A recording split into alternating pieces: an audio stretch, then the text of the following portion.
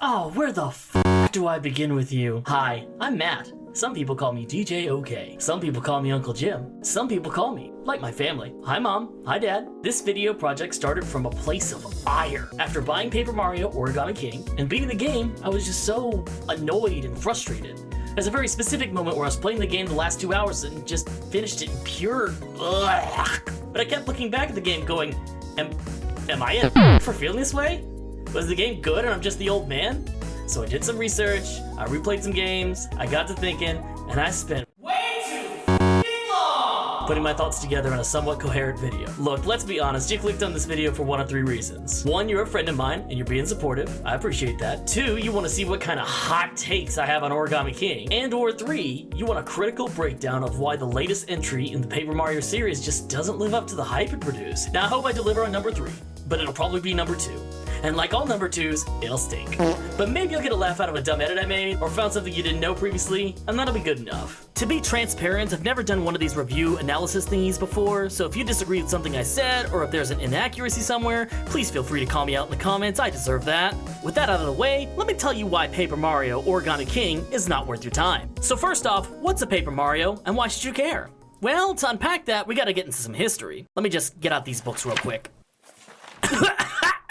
It all started out in 1996 with this weirdo spin-off game for the Super Nintendo called Super Mario RPG, developed by some unknown Japanese company called Squaresoft. Psst, that's Square Enix before the merger with Enix. Square, Enix, Squeenix! In this little gray cart, you're still our favorite denim suspenders wearing Italian plumber, but in the third dimension! Doing the jumpies and the stompies and the Yahoo! But now wait, why is the camera weird? What's this scene transition? What are these menus? And what the is that? Is that a gun? What happened to my Mario? Well, like you might expect, Super Mario RPG is a spin-off game developed by a different company. So the devs took some liberties with Mr. Stompagoomba, changed the game to an isometric platformer, and a turn-based JRPG. And people loved the new take on Mario. It was goofy and fun and weirdly serious at times. But most importantly, it was a solid, yet simple RPG that had the warm, fuzzy Nintendo blanket on it. That's real nice. I think part of this game's initial success was related to how it treated its own characters. The game itself was more than just a splash of toad paint on a boring RPG. We got to see soul on characters we didn't give a second thought to before. Like now, enemy types are given real personality. I mean, Bowser's a tsundere, the Sniffets and Shy Guys and Chain Chomps feel like they do stuff that's not just kill Mario. I mean, some of them even have names and character development. Holy Super Mario RPG even introduces one of the coolest game mechanics in JRPG history, the timed hit, where you don't just select, attack, and wait like other games, you have to participate in fights, meaning you're gonna get your shit handed to you if you don't pay attention. This ain't a cutscene, press A!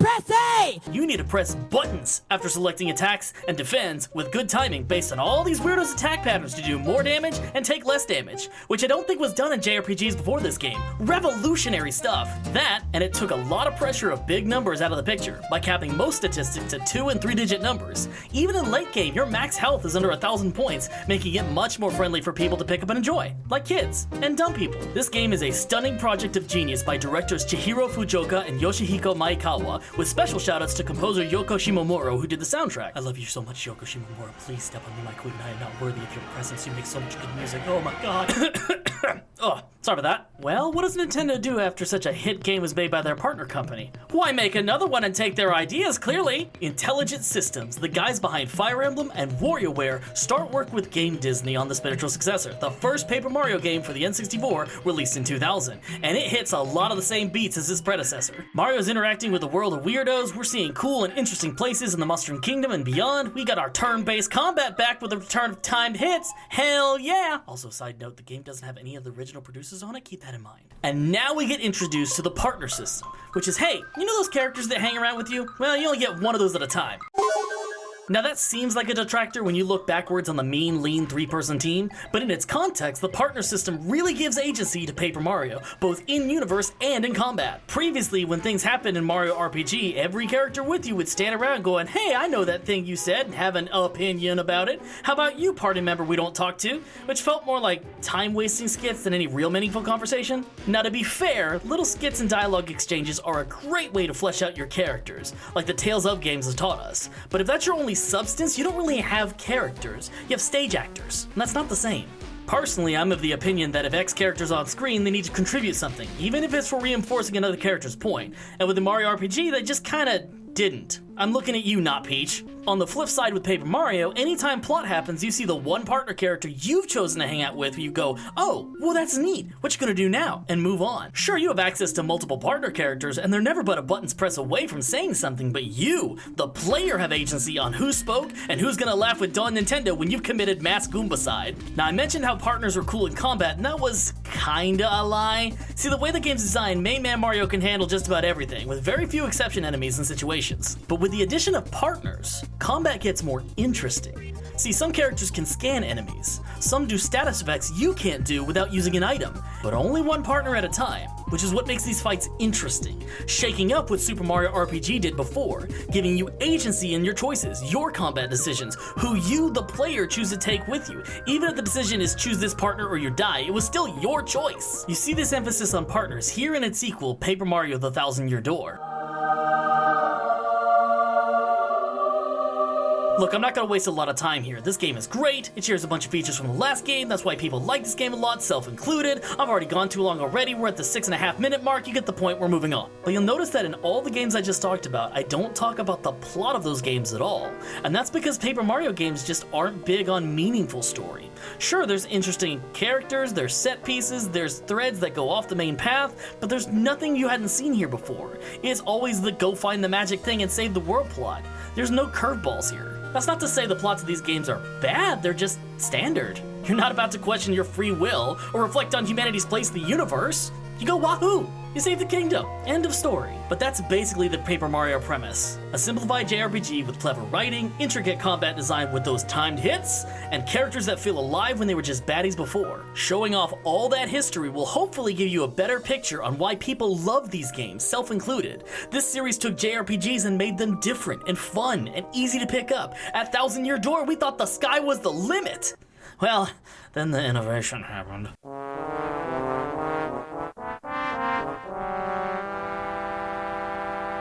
After Thousand-Year Door, I can only assume that Nintendo got really pissed off at Intelligent Systems for putting in as much dark and steamy humor as they did, and got reprimanded hard, telling them, no, you can't do that to our Mario license, it must be neat and tidy! Which might explain why we see back-to-back-to-back gameplay and visual changes across the next 3 games. Super Paper Mario decided to go back to the 2D side-scrolling things with some RPG elements and this 3D flip-flopping affair. So instead of experience, you turn your score into levels that gave you more health to survive the 2D, 3D real-time fights. It kinda worked. The game was fun, but only because they fell back on a previous trope, the whole side-scrolling thing, and the character writing was still top-notch. It wasn't what we came to expect, but it worked in its own right. But it left us wanting more of what we had. Give me that JRPG fun. Give me them timed hits. Give me them camaraderie with weirdo partners. I missed that. Though in its defense, Super Paper Mario did borrow from Thousand-Year Door and let you play as Bowser, Peach, and Luigi in specific instances.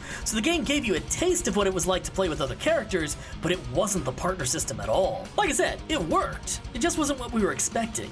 It shined in its own right, but it left a hole, an itch for what we once had. Well, Sticker Star tried to go back to its turn-based combat roots from the first 2 games, but did so in a really off-the-wall way. The game really honed in on the paper aspect of things, where your attacks and moves weren't tied to stats or character progression, but now it's collectible stickers in the world, and those items could be soggy or clipped because it's paper. Get it? It's Paper Mario! Do you get it? Buddy, I was promised interesting and engaging combat, and you gave me stickers? Stickers and a roulette wheel? And no measurable way to track my progress outside of the existential dread of looking at hours played? Dude, that and all the fun characters you come to know and love aren't there in any meaningful manner. Yeah, there's Peach, and oh no, she's over there as an ornament. That's nice, the tour's moving on now. Well, maybe I want to see what Peach is doing, huh? You ever think of that? And Color Splash for the Wii U. Did anyone else even own a Wii U at that point? No? Alright. Color Splash shared the same problem as Sticker Star, where now it's not stickers, but it's cards that you color in for fights. I mean, sure, there's spectacle in that, and there's some creative writing, but that's not the only reason why you play these games. It's the world building, and these named characters with depth, and the fights themselves, and the spectacle, and you just kind of looked it up and said, look at the shiny, you like the shiny. I mean, this is personal bias shining in, but this approach on how this series handles entertainment might be why I and other people have such an issue with Paper Mario games after Thousand Year Door. The game expects me to throw hours of my time into their honestly proprietary combat system to get to their visual big moments, but there's not really depth or difficulty in the fights getting there. It's literally a grind. And even then, the reward for trudging through all that isn't worth the effort. All it really does is give you a shower coins and a good job you did it, and not much else. That in both Sticker Star and Color Splash, they stripped off the majority of named characters hard. Like, it feels like Nintendo was afraid of making another Wikipedia page on these side characters, or just saw what the internet does to new characters. Oh, come on, get out of here! I feel like at this point in the series progression, there was a hard lockdown by Daddy Nintendo saying this game has to sell 10 billion copies, it has to be accessible to everyone forever, no complicated mechanics, no new character, just Mario, and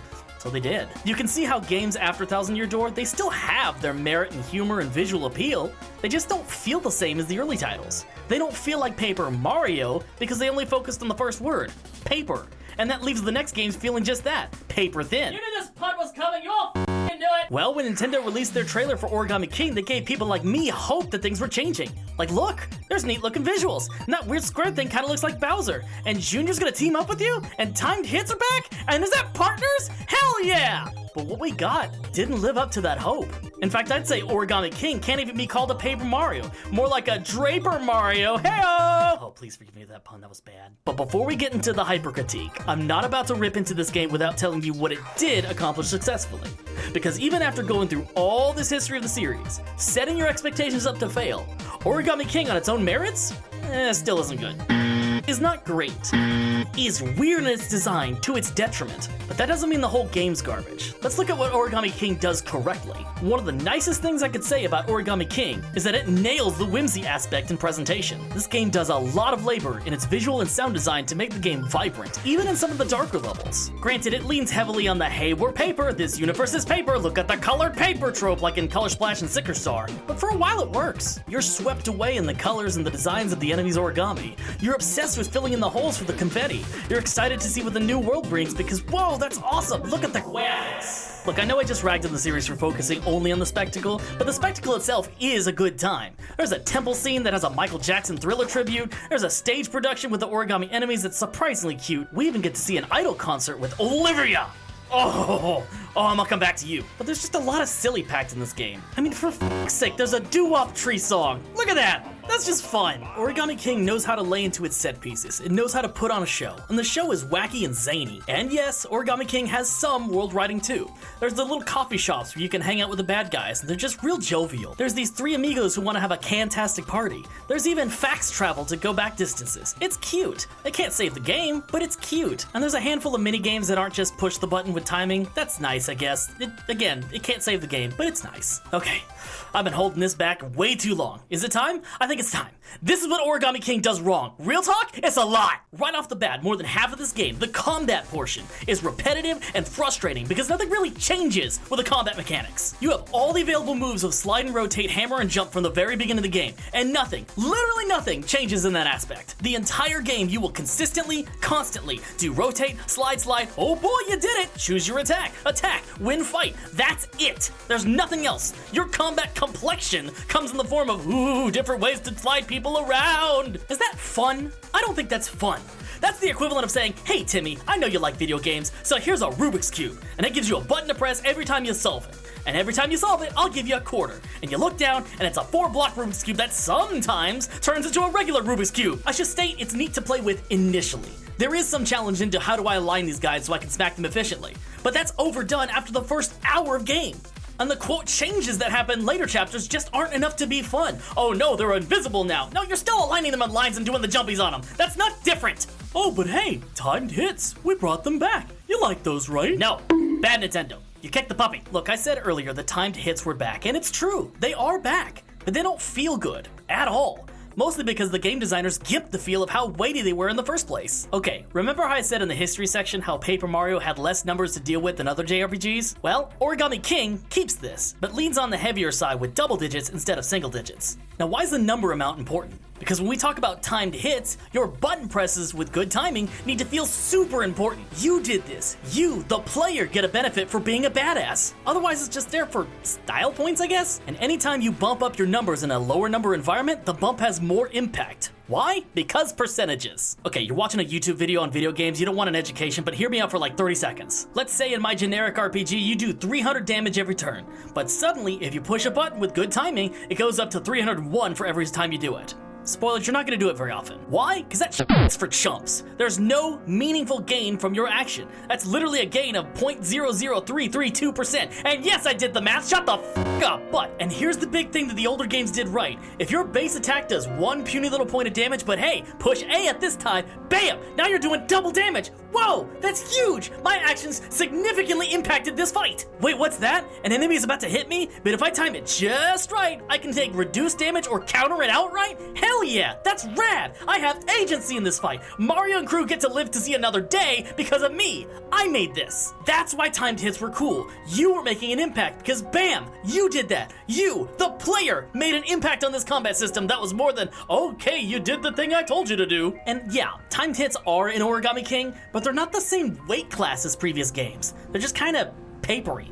Did you see what I did there? Did you see it, Shinji? Oh boy, 25 damage instead of 20. Like, it's not egregiously poor, but it's not the same. Oh, but you could do it to style on the enemy. Spoilers, the old games gave style value too, and you lost it here. Like, come on. But even worse than the drop ball of timed hits, which let's be honest, that's a tragedy. There's no growth or progression if damage is based on the items you carry. There's no levels or experience, but how big your wallet is. How do I know that Hour 1 Mario is different than Hour 15 Mario? You don't. You can't, because it's all about what you have in your pocketbooks, what's in your inventory. They are one and the same. Hour 1 Mario is different than Hour 15 Mario in just the pocketbook. And I guess technically the health because you go through objectives, sure, fine, whatever. Also, Nintendo, can we talk for a second? What is your f***ing obsession with item degradation recently? Literally all the quote upgraded moves you buy come with a certain number of hits and then boom, item's dead. Gotta go buy another one. Like that gets into an okay, go explore and get more tools for your kit. I get that that's a game design trope to force people to explore, but I'll get into why that's not fun either, I promise! So what you end up with is either no special attacks and suffer by getting trounced on until you find an item shop,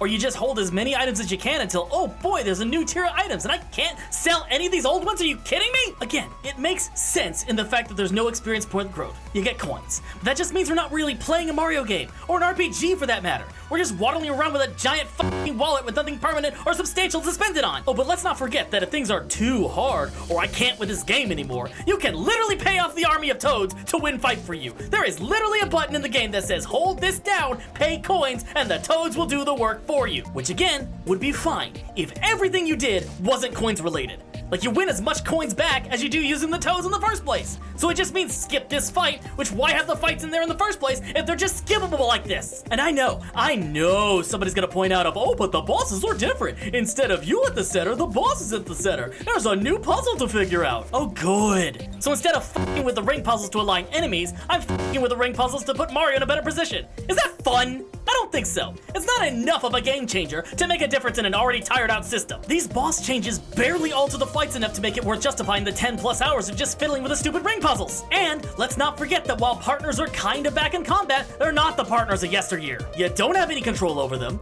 They don't have any cool special moves. Oh good, you bonked them, very nice. And worst of all, they only do anything if you don't win the fight in that round. So they're not partners, they're more like safety gates on, oh, did you not solve our puzzle? That's okay, we'll give you a chance not to take damage. That's not a partner then! That's a babysitter! The combat is terrible. It's not well designed for long-term play. It's not designed with any real progression in mind. Just pick up, do ring puzzle, done. That's not fun. Why am I playing a game that's not fun? Oh, but you're playing Paper Mario to see how they change the world? Well, the world's terrible too. Why? Boy, let me tell you why. Everything's a toad. You're a toad. I'm a toad. The town is a toad. Everything's a toad. All the history and structure and wonderful, vibrant, game-spanning lore right at your feet, and you throw it in the ground and replace it with hello! Not to mention that most of the new characters are just different colored toads. No new names, no real character to them, just, yes, this is the ship toad. This is the scientist toad. That's the wizard toad. That's it. That's all they'll ever be. No, boy, I'm worried about my wife, or gosh, I need cash to save my family's mansion. Nope, it's just Toad. These toads don't feel like people. They feel hollow. Now again, Yes, there's fun to be had in their writing. That's been a series staple. But one-liners and off-the-wall remarks does not a story make. These toads are tic-tacs of character writing when we expected steak. Where's my damn steak, Nintendo? But surely the world itself is fun to explore. Wrong again, the world is boring. You only have 3 ways to make an impact in the world. You jump on it, you hammer it, or you confetti it. That's it for the entire game. No, oh boy, your new partner just came with you to help with that. No, oh man, Mario learned this new thing you could use. Just nothing. The tools you pick up in the first 5 minutes of the game are all you get for all puzzle solving. With one notable exception with Professor Toad. Oh, great name there, guys. Who can dig up things in the desert. That's it. 40 plus hours, and the only time you deviate from stompy, hammery, confetti filling, and that's all you got? Oh, but you get to drive a car around. And a boat! In those 2 specific areas, and that's it. It's just a new zoomy zoom method, and every RPG has that. You ain't special. That's not lovingly crafting your worlds to let you interact with it different than after you got the special thing. There's no reason to go back to anything unless you're a completionist, and even then, the rewards for going back and finding all the things are again vapid. Is this the legacy you want, Nintendo? Just a tour guide through the world? Thanks for stopping by, visit the gift shop, and get the f*** out? I'm not buying a ticket to Disneyland. I'm playing in your sandbox and you're taking all of my toys away. Why? But surely it's a role-playing game. You're just playing a role. Well, not in the way that matters. Your growth as a character as Mr. Big Bad Mario is nothing. Oh, but it's not an RPG anymore. Really, it's not. Oh yeah? Then why have a battle system separate from the overworld if it's not an RPG?